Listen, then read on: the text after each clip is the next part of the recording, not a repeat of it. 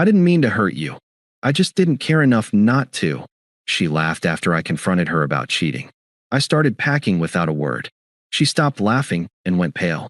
I said, I didn't mean to leave you. I just don't care enough not to, and walked out.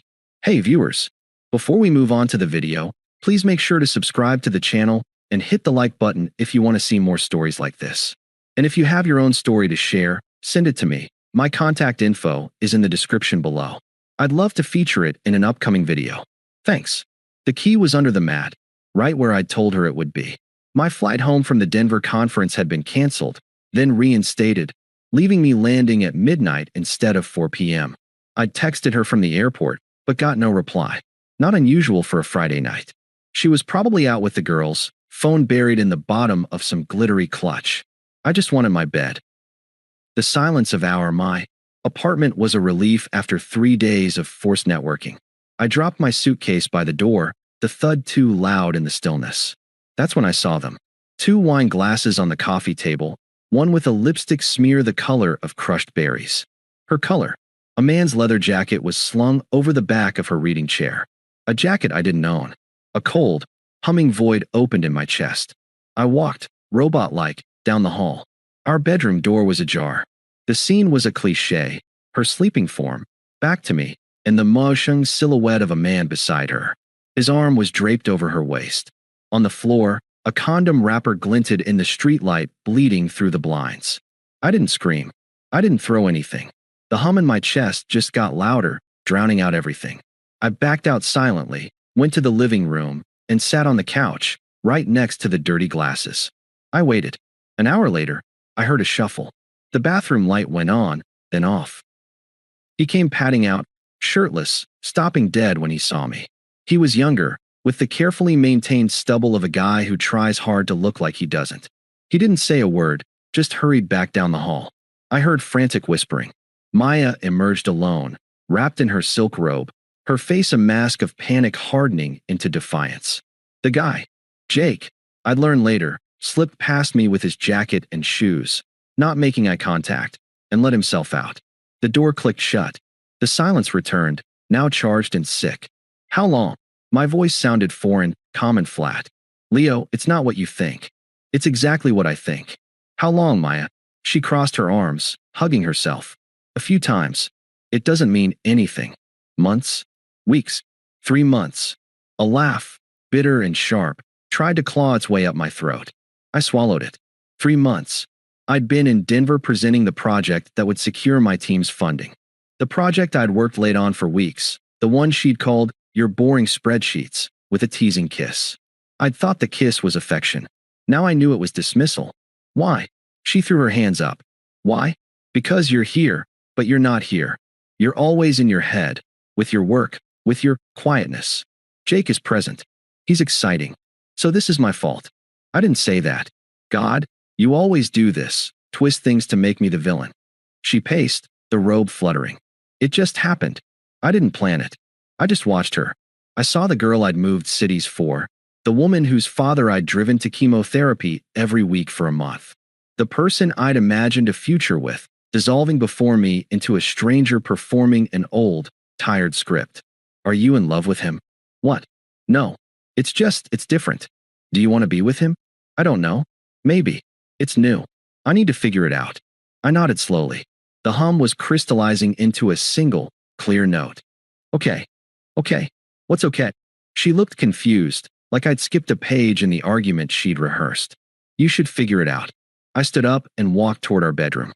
The bedroom. Where are you going? Her voice sharpened, chasing me. I didn't answer. I went to the closet and pulled out my old duffel bag from the top shelf. Then I went to my dresser. Socks, boxers, t-shirts, jeans. I packed methodically, folding nothing, just placing them inside. What are you doing? She was in the doorway now, her voice rising an octave. I moved past her to the bathroom. Toothbrush, razor, deodorant. The spare contact lens case. I dropped them into the DOP kit. Stop it, she demanded, following me back into the bedroom. Stop this right now. Are you seriously packing a bag? You're going to leave? Over this. I unzipped my suitcase from the hallway, the one I'd lived out of for 3 days, and started transferring the contents of the duffel into it. Work clothes. Dress shoes. My portfolio. Leo, talk to me. It was just sex. You're being ridiculous. I finally turned to look at her. The defiance was still there, but it was cracking at the edges, revealing the panic beneath. She couldn't control the narrative if I refused to read my lines. Just say something, she shouted, the words bouncing off the walls. I took a slow breath. The clear note in my head was a command. Do not engage. Just go. I need to understand, I said, my voice still that terrible, even calm. So you're saying you didn't intend to hurt me? No, of course I didn't intend to. God. She let out a frustrated, nervous sound, a half laugh, a scoff. It was meant to diminish me, to frame my pain as an overreaction to her casual transgression. I didn't mean to hurt you. I just didn't care enough not to. There it was. The core of it, polished and offered up with a shrug. Not malice, but absolute, trivial indifference. My love, my trust, our 5 years, they weren't worth the minimal effort of caring enough not to break them. Something settled in me then. Final, like a heavy bolt sliding home. I turned back to my suitcase and zipped it shut. The sound was definitive. I picked it up, hefted my laptop bag onto my shoulder. I walked toward the front door. Her confusion had morphed into real fear. She planted herself between me and the door. Wait, you're actually leaving? Just like that? Where will you go? I stopped, looking at her. Really looking. The woman I loved was gone. This was just the vessel she'd left behind. I saw the pale cast of her skin, the widening of her eyes as she realized I was not performing a tantrum. This was an exit.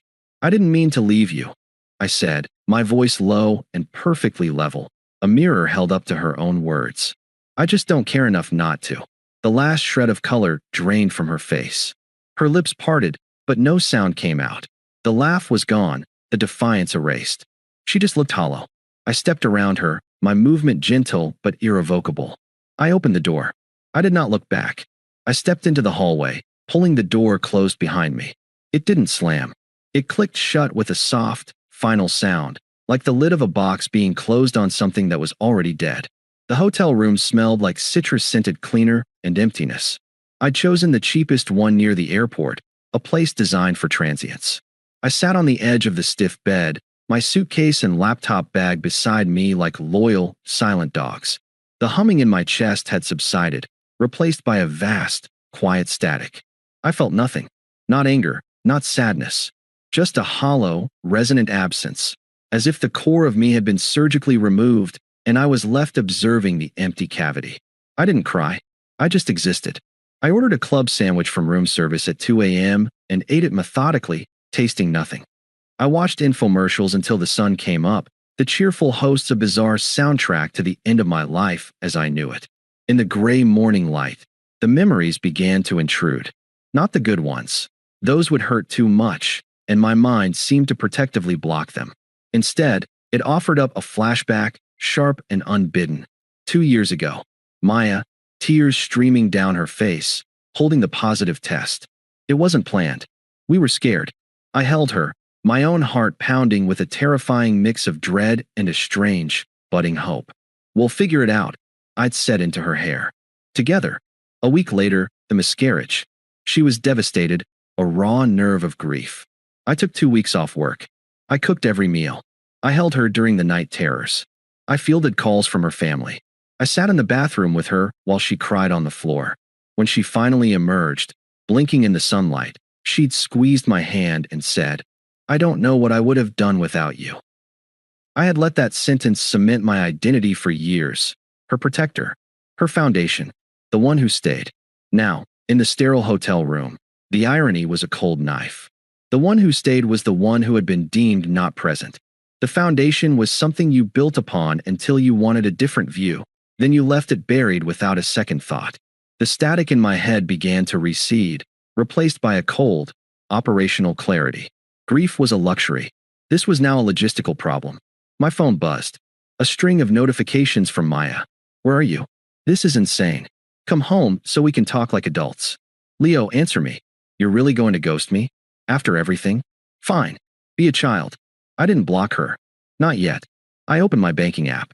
I transferred my half of the last month's bills from our joint account into my personal one. I canceled the automatic payment for our upcoming vacation, The one to Costa Rica I'd been saving for as a surprise for our anniversary. The confirmation email felt like shedding a weight. Then, I sent one text. I drafted it 3 times, stripping it of any emotion, any hook she could grab onto. Me. My belongings will be collected from the apartment Tuesday afternoon. Your key will be left with Building Superintendent Lopez. Please have anything you consider yours removed before then. Her reply was instantaneous. Maya, WTF, Leo? You're just giving up? You're not even going to fight for us? This is how little I meant to you?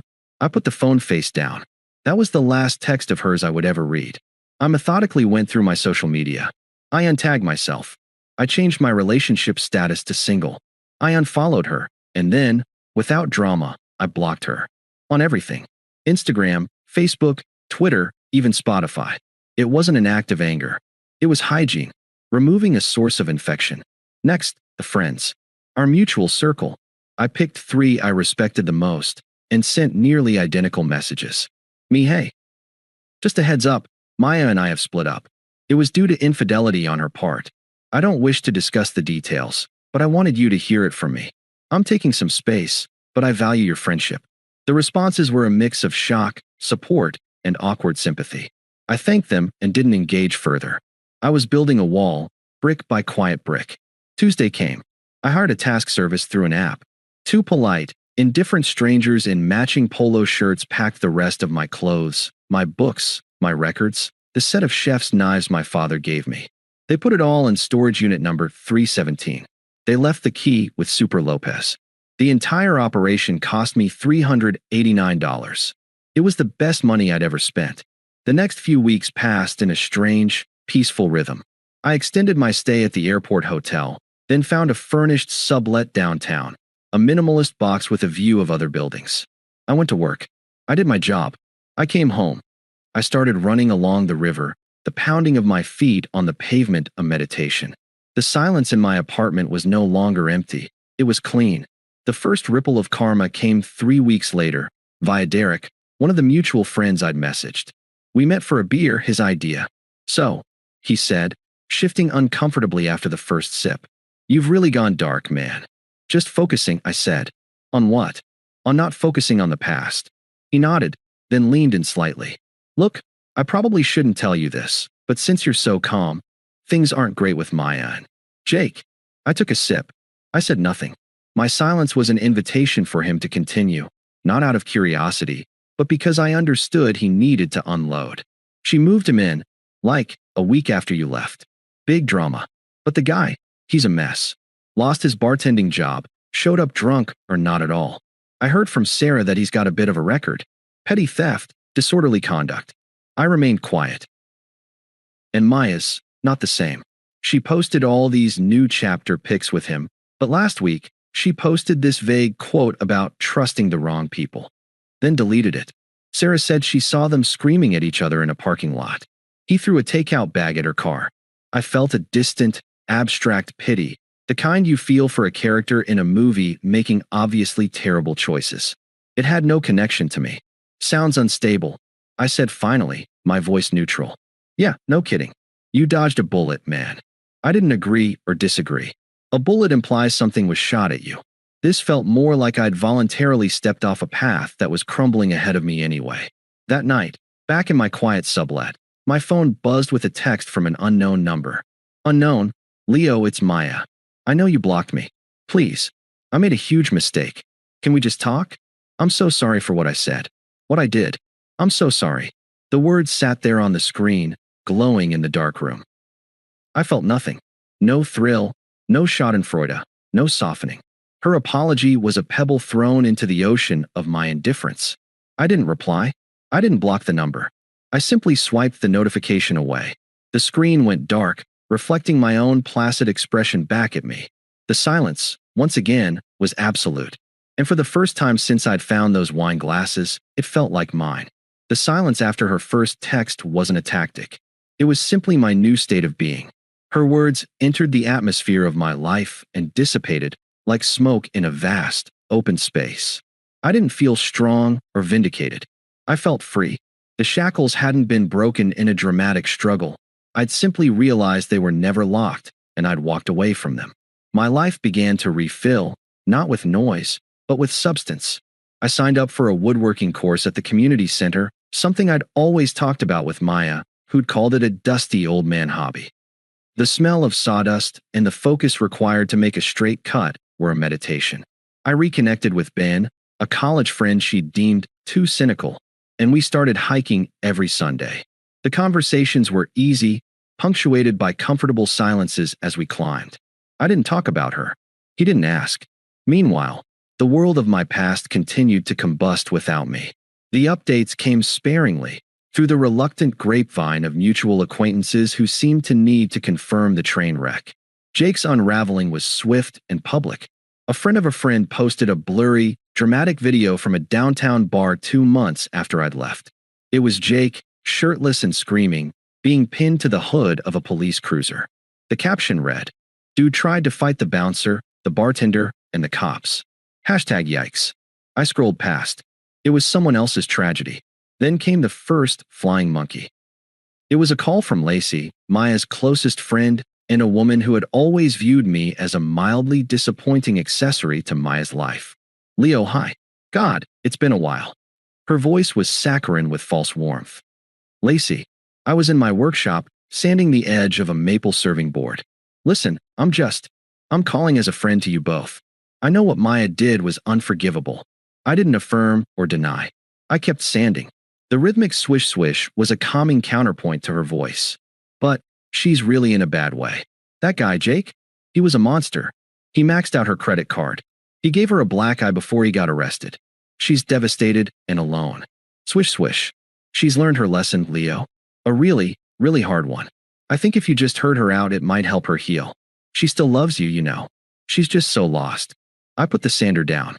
The wood was smooth under my fingertips. "I appreciate you reaching out, Lacey," I said, my voice even. "But my decision is final. I hope she finds the support she needs." The subtext was clear, from someone else. There was a long pause. My politeness had disarmed her script. "You're really that cold?" she finally said, the sweetness evaporating. "I'm that resolved," I corrected gently. "Take care." The next attempt was more direct. A voicemail from Maya's sister, Chelsea, a woman whose approval I'd spent years fruitlessly chasing. "Leo, it's Chelsea. Look, I never got involved in your guys' stuff, but this is too far.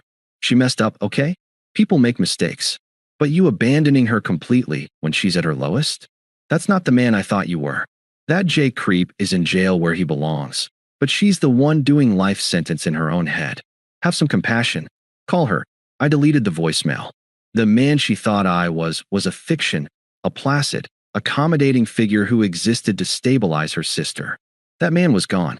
The final, desperate data point came not through a person, but through the digital haze. Out of morbid curiosity one slow evening, Ben pulled up Jake's public court records on his laptop. There it was, multiple charges from the bar fight, plus a previous warrant for violating a restraining order from another ex-girlfriend. The man was a pattern, not an anomaly. Maya hadn't traded up for excitement. She'd jumped from a stable platform onto a known fault line. Then, my phone lit up with a local number. I let it go to voicemail. An hour later, I listened. It was Maya, but not the pleading, shattered woman from the texts. This voice was raw, ragged, and crackling with a fury that had finally broken through the victim facade. "You know what, Leo? Fine. You win. You're the perfect, stoic martyr. I get it." Her words were slurred, either by drink or tears. "I'm the villain. I'm the crazy bitch who ruined everything. But you were never capable of real love, were you? Real love forgives. Real love fights. You just leave. You're a ghost. A fucking pleasant, polite ghost. I lost everything. Everything. And you can't even pick up the phone to tell me I got what I deserved? You're a coward. A cold, heartless coward. I'm better off. Do you hear me? I am better off." The message ended with a muffled crash, like something being thrown. Then sobbing. Then a dial tone. I saved the voicemail. Not out of sentiment, but as a reminder. This was the authentic core, once the performance of remorse failed to get a reaction. This was the anger of a person who believed their consequences should be someone else's responsibility to alleviate. The last vestige of any softness inside me petrified, turning to stone. She had shown me her truth twice now, first in her indifference, then in her rage. I believed her both times. That weekend, I finished the maple serving board. I oiled it, and it glowed, the grain rich and deep. Ben came over, and I grilled steaks. We ate off my new creation.